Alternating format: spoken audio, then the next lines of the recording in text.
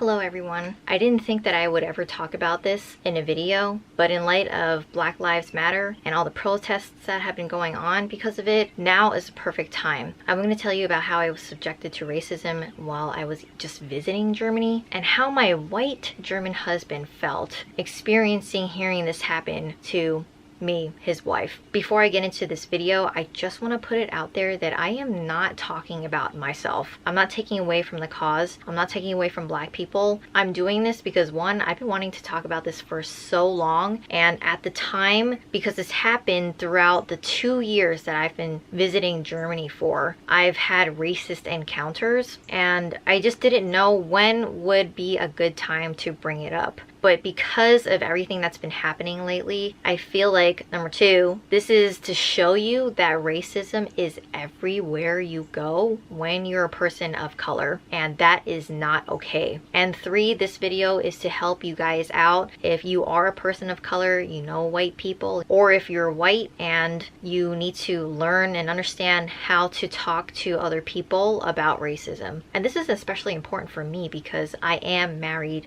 to a white person. So let's get into the video. There were 4 separate instances of racism that I encountered while visiting Germany. Number 1 is the most disappointing out of all of them. This was my first time visiting Germany back in 2017. It was literally my second week of being there, and I went to a mall with my husband. We went to the electronics store just to look around at things, and on our way out, a group of 3 teenagers, white teenagers, were walking up to us, but kind of like, you know, walking past. And as soon as they got right next to me, one of them said, "Ching chong." All I did was roll my eyes. I don't remember who brought it up first. I either said something to my husband, or my husband was like, "Did that just happen?" It took a while for him to process what just happened because obviously he's never experienced this before. As a white person, you will never experience racism. However, you could experience it secondhand if you were walking somewhere or if you were with somebody of color. It's not that he's never had any colored friends. It's most likely because I'm Chinese or I'm Asian, and that makes it okay to say really weird things like ching chong. So I just told him that I deal with this, not on a daily basis, but it's like if you're a person of color, you have this target pretty much all over you, not just on your back. This happens right to your face. Did we say anything? No, and I'll get into that after I tell you about all these instances. On the way home from the job center, there was a very lovely, charming German girl on the bus that just out of the blue said, "Why do Asians come to Bochum? There's nothing for them to do here." Honestly, I just can't imagine what it feels like to be Asian there and hear this crap from white people and understand what they're saying, because I obviously had to get this story from my husband afterward. Where my husband is very close by to a college, and we see a lot of Asian people going toward the university. So for her to say that just outright on the bus, and mind you, if you didn't know, in Germany, I learned that people don't get loud, people don't really talk. So if you say anything on their public transportation, a lot of people can hear what you're saying. So for her to just say that out of the blue, and even just say that where it's so quiet, I was so shocked to learn that that literally happened right next to me. The girl was standing right here. And the 4th instance of racism in Germany that I encountered was during a family dinner. So weird during family dinner, and obviously very disappointing too. But the first time was just really disappointing because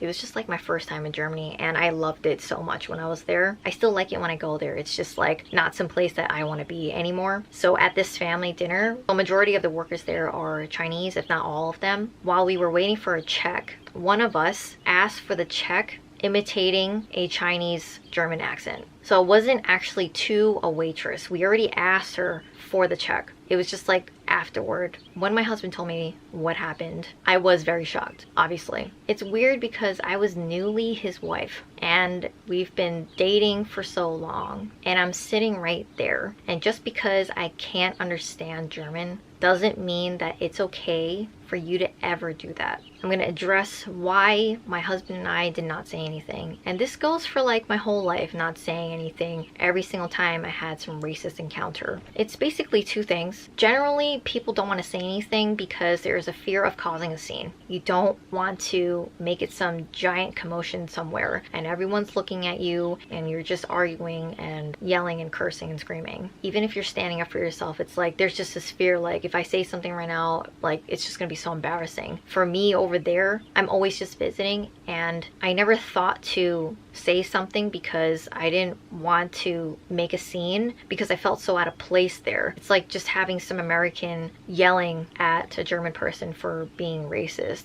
And two, it's like you just kind of accept that white people are blind. It's like no matter what, they'll say these things without even having the brain to think that whatever I say is going to be taken offensively. And even if you tell them, they always have this excuse of like, what did I say that was so racist? But I see that that's our problem. Like we are vowing, my husband and I are vowing to like just say something next time. It's just gone on for so long. Like I don't want this to continue every single time I visit Germany, and it's going to be like this probably for the next 2 or 3 years. I don't feel like moving there. I mean, I think after all that stuff that happened, I just don't want to move there anymore. It was the #1 reason for not moving there. It used to be like my basic German isn't good enough for me to move there, so they would just fail me on a language test and I would be denied. But now it's just like, why am I trying so hard to move to some place that's just so like racist to me? And I know it's not better in America, but I can't even tell you when the last time it was when I had a racist encounter here. It is so diverse over here, and the good thing about here is that people say something, but over there I will always feel out of place. And being a person of color, again, I will always feel out of place. So sometimes I feel like it's just not my place to even stand up for myself, which is completely wrong. And again, I will vow to myself to say something next time. I just want to say that talking about racism is very nerve-wracking. It is. But change can only happen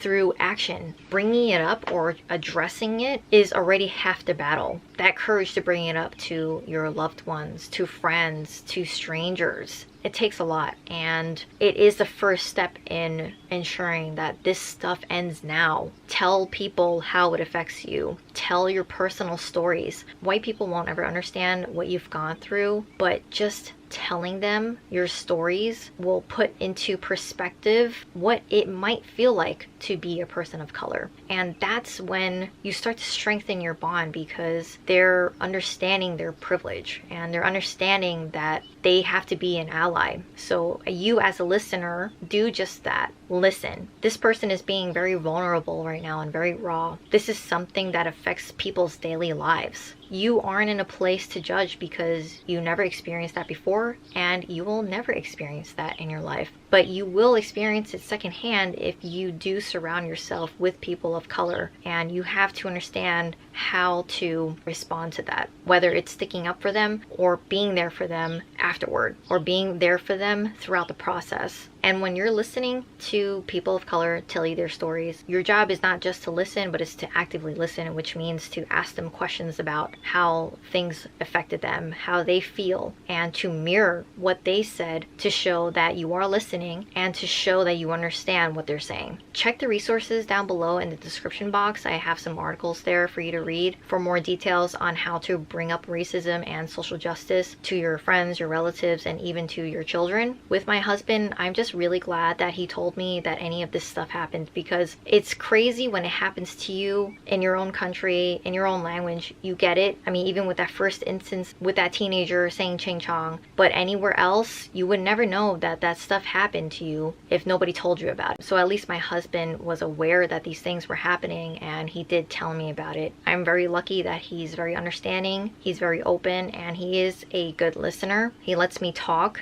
and then he talks to me about it. And again, he vowed to stick up for me whenever this stuff happens again. And it's crazy because to think that it happens from his family is very appalling to me. And that was one of the things about marrying into a white family that I kind of was a little iffy about. It's literally like being outnumbered, but I'm very feisty, and when I don't like something, I will let you know. So the best thing that he could do for me is let me know when these things happen so we can address them together. So just remember that talking about racism at all is doing a lot for this cause. In case you want to do a little bit extra for the cause, check the description box. I have some links down there. The best thing you can do is reach out to your people of color, and especially any Black people that you know in your life who deserve your support. If you'd like to share with me any of your encounters with racism, either here or in some other place, and you were just completely shocked, I would love to know so we can share our stories and strengthen our bond and fight for this cause collectively. I will leave my last video about racism on the screen for you to watch that next. If you haven't caught it already, I recommend watching that, especially if you're Asian like I am, because you need to understand why this is your cause too. So I will see you in that video.